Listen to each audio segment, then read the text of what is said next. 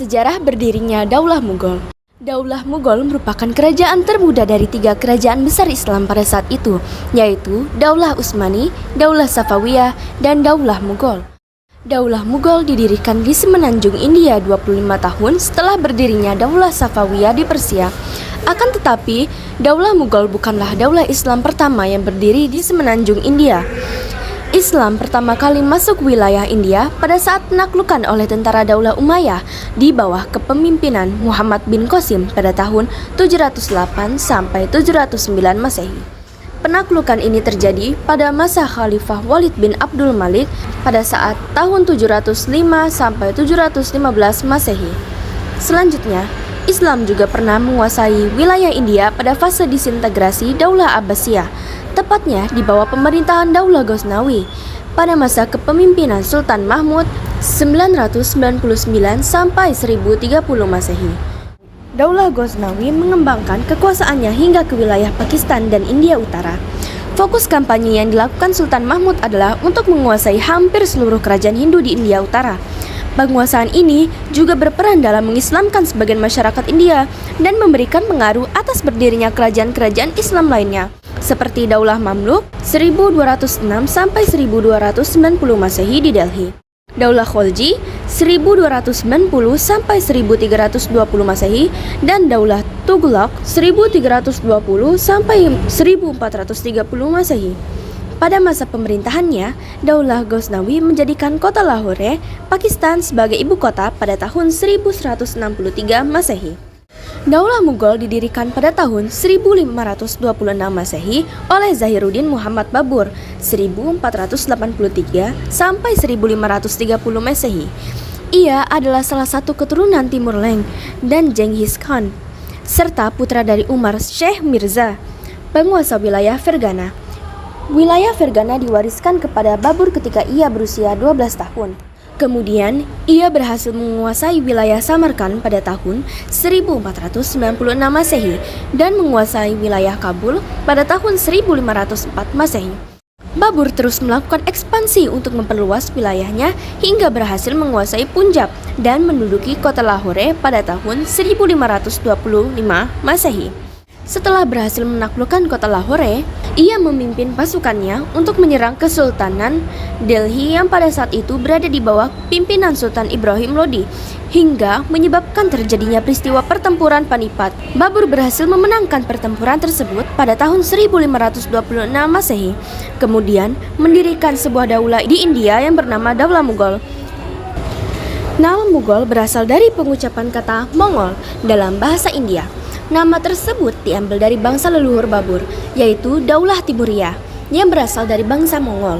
Kemudian, Babur mendeklarasikan dirinya sebagai sultan pertama dari Daulah Mughal dan menetapkan Agra sebagai ibu kota sekaligus pusat pemerintahannya. Berdirinya Daulah Mughal sebagai daulah baru di India membuat Rana Sanga dan kerajaan-kerajaan Hindu lainnya merasa terancam. Oleh karena itu, Rana Sanga berupaya untuk mengusir Sultan Babur dari India dengan mengirim pasukan untuk melawannya sehingga menyebabkan terjadinya pertempuran Kanwa. Akan tetapi, Sultan Babur berhasil mengalahkan Rana Sanga pada tahun 1527 Masehi dan mengambil alih wilayah kekuasaannya. Kemenangan Sultan Babur tersebut membuat seluruh wilayah India Utara jatuh ke bawah pemerintahan Daulah Mughal. Perkembangan pemerintahan Daulah Mughal. Pasca wafatnya Sultan Babur pada tahun 1530 Masehi, pemerintahan Daulah Mughal diambil alih oleh putranya yang bernama Humayun. Sultan Humayun memimpin Daulah Mughal selama 10 tahun. Selama masa kepemimpinannya, ia dihadapkan dengan berbagai tantangan, seperti pemberontakan yang dilakukan oleh saudara-saudaranya hingga penyerangan dari wilayah lain yang hendak merebut wilayah kekuasaan Daulah Mughal. Sultan Humayun memiliki 2 lawan utama, yaitu Sultan Bahadur dan Gujarat, dan Sher Shah Suri dari Bihar. Sultan Bahadur adalah seorang penguasa Gujarat yang memisahkan wilayah Gujarat dari kepemimpinan Kesultanan Delhi. Ia menyerang Daulah Mughal untuk merebut wilayah Delhi dari bawah kekuasaan Daulah Mughal yang saat itu dipimpin oleh Sultan Humayun. Akan tetapi, Sultan Humayun berhasil mengalahkan pasukan Bahadur dan mendapatkan wilayah Gujarat, Malwa, Champan, serta sebuah pelabuhan besar di wilayah Mandu.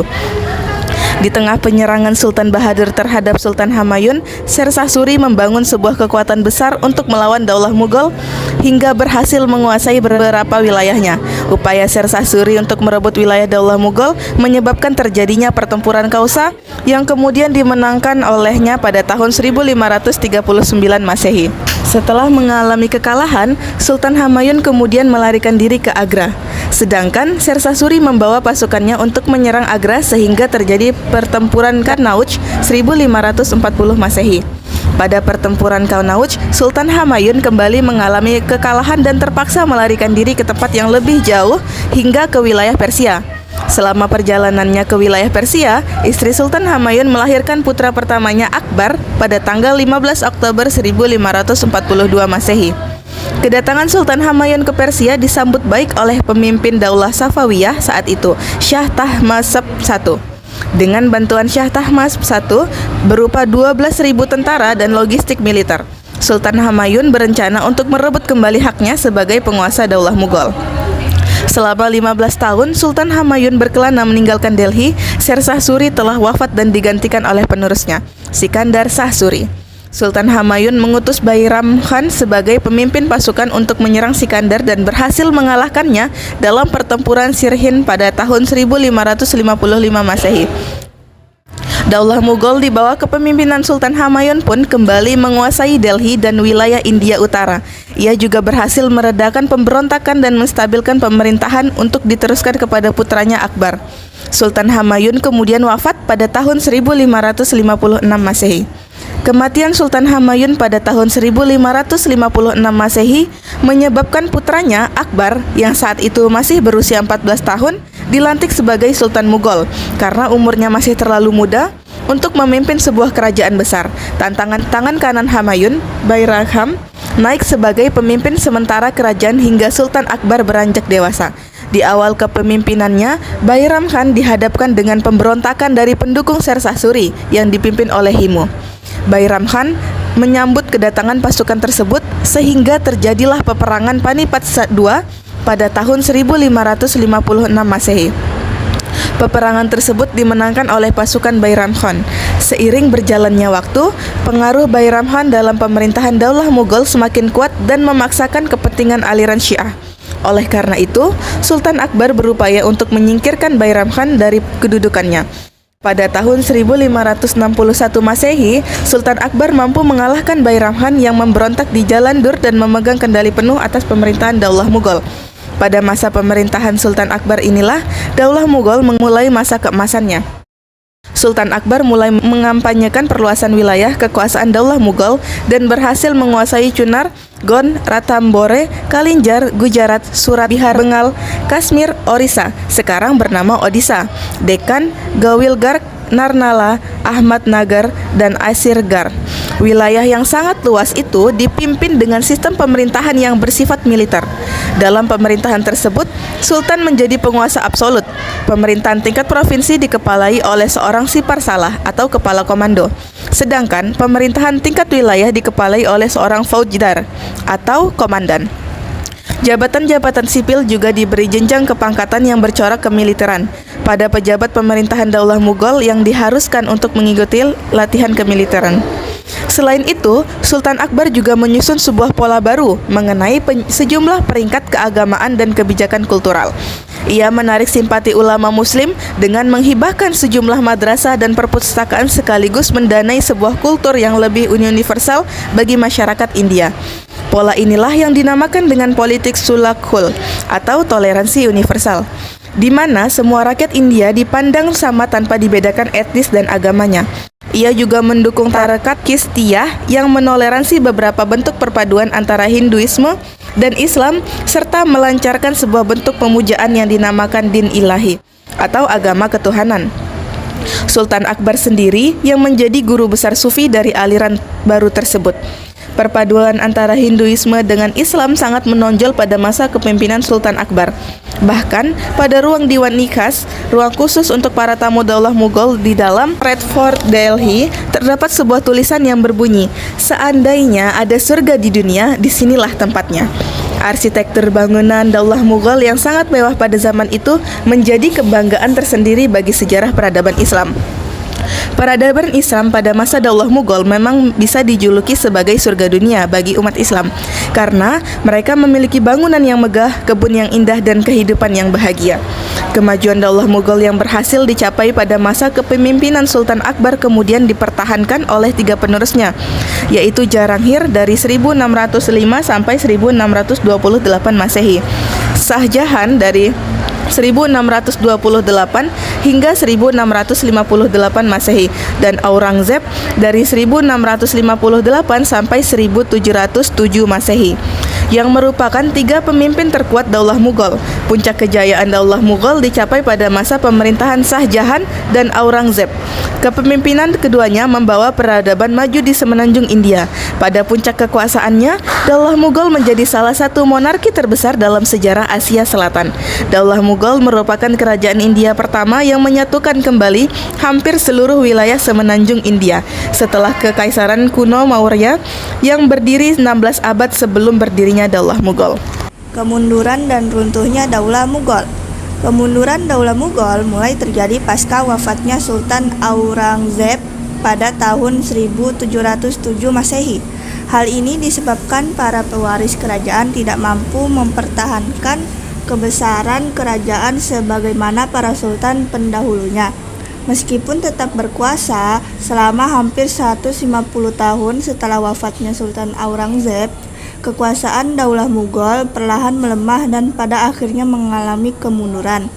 Daulah Mughal menjadi ancaman baik dari dalam maupun dari luar pemerintahannya. Di antara permasalahan yang dihadapi oleh Daulah Mughal menjelang akhir masa kekuasaannya adalah adanya perebutan kekuasaan oleh para penerus kepemimpinan dan adanya gerakan separatis dari kelompok-kelompok agama di India yang semakin mengancam, seperti Hindu di India Tengah, Sikh di utara India, dan Islam di bagian timur.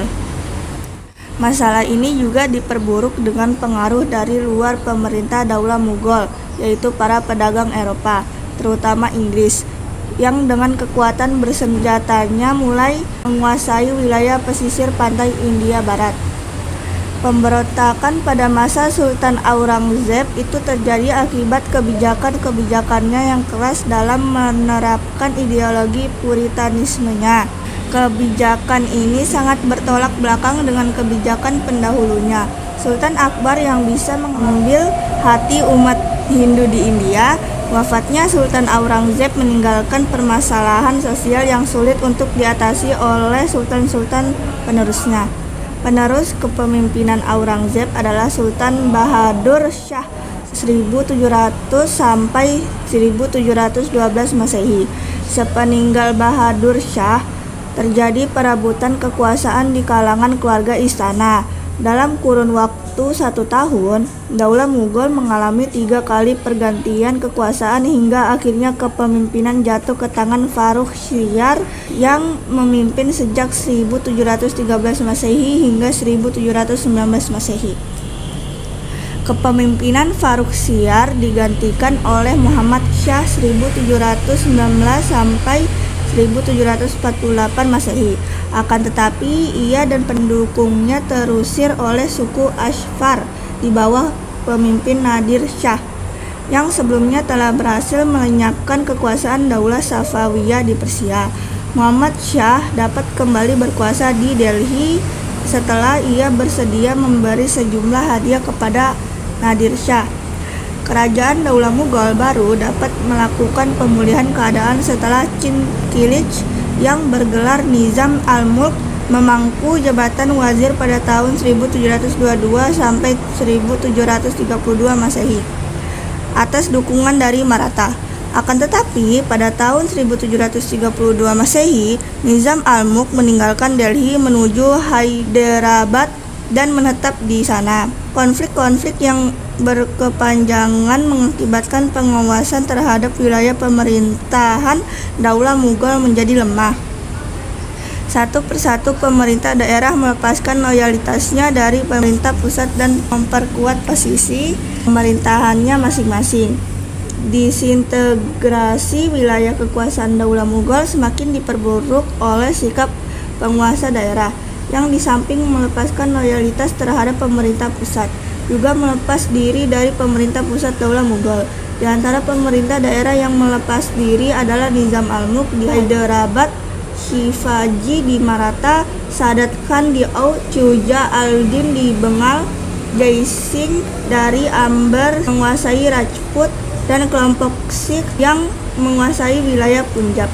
Wilayah dan kelompok wilayah pesisir pantai India yang banyak dikuasai oleh pedagang Eropa, terutama East India Company (EIC) milik Inggris.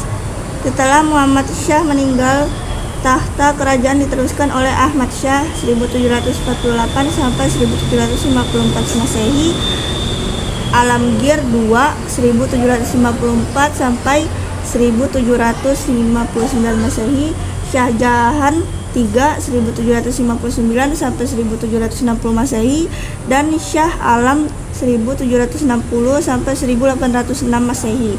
Kemudian pada tahun 1761 Masehi, wilayah Daulah Mughal diserang oleh Ahmad Khan Durrani dari Afgan. Sejak itu Daulah Mughal berada di bawah kekuasaan Afgan. Namun Shah Alam tetap diizinkan untuk memakai gelar sultan. Pada tahun yang sama, di saat Daulah Mughal memasuki keadaan yang kian melemah, EIC melakukan perlawanan terhadap pemerintah Daulah Mughal. Peperangan antara Daulah Mughal dan EIC berlanjut berlarut-larut hingga akhirnya Shah Alam menyerahkan wilayah Oudh, Bengal, dan Orissa kepada Inggris. Permasalahan dalam wilayah Daulah Mughal bertambah dengan terjadinya penyerangan oleh aliansi Sikh Hindu yang berhasil mengalahkan wazir Daulah Mughal, Najib al-Daulah, sehingga Delhi dikuasai dinasti Scindia dari Maratha. Kemudian Inggris membantu Shah Alam untuk mengalahkan Scindia pada tahun 1803 Masehi. Sepeninggal Shah Alam pada tahun 1806 Masehi, kekuasaan Daulah Mughal jatuh ke tangan Akbar II 1806 sampai 1837 Masehi. Pada masa pemerintahannya, Sultan Akbar II memberi izin kepada EIC untuk mengembangkan usahanya di India sebagaimana yang diinginkan oleh Inggris. Akan tetapi, izin tersebut diberikan dengan syarat bahwa pihak perusahaan harus menjamin kehidupan raja dan keluarga istana. Dengan demikian, kekuasaan kerajaan sudah berada di tangan Inggris.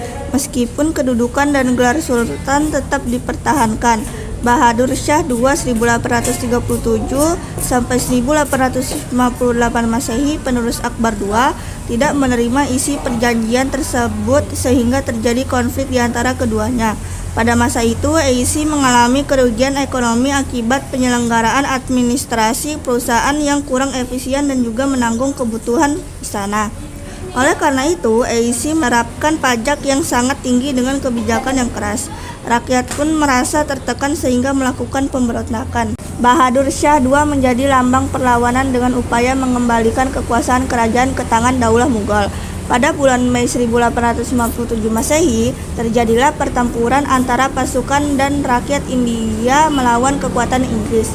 Pasukan militer Inggris yang jauh lebih kuat dan mendapat dukungan dari sejumlah penguasa pendukungnya berhasil mematahkan perlawanan rakyat India.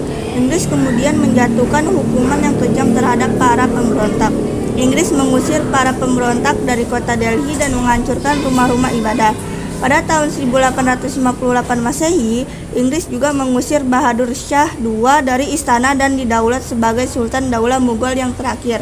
Dengan demikian, berakhirlah sejarah kepemimpinan Daulah Mughal di semenanjung India sehingga umat Islam harus berjuang untuk mempertahankan eksistensi mereka sendiri di India.